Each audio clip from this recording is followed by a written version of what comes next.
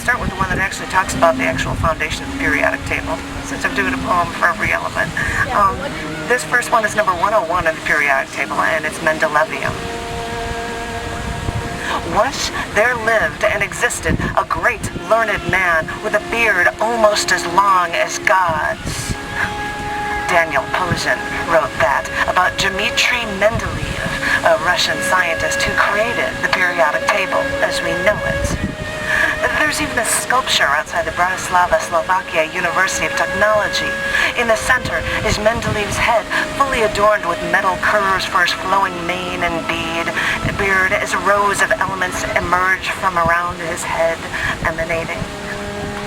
Because while other scientists tried to come up with ways to order the known elements, Mendeleev predicted a system of elements based on their weights and explaining their properties.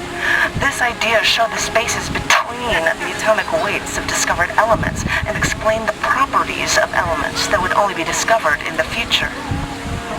It's good to know that just a few years after the American Civil War ended, that scientists globally were able to understand the relationship between the elements thanks to Mendeleev. And it's sad that the science community waited for nearly half a century after this godlike scientist's death to name an element after him.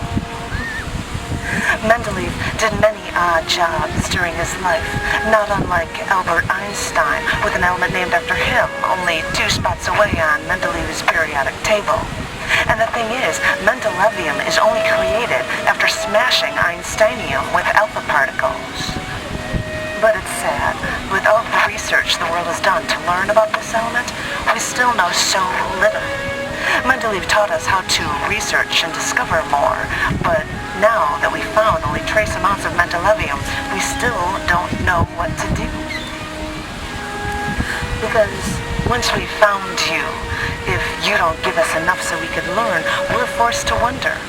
Will you be more like Einsteinium, silvery white, radioactive, but with an estimated enthalpy that underlines your danger to us? Because I imagine that you, like Mendeleev, will show us how to learn, and leave us alone to struggle for it.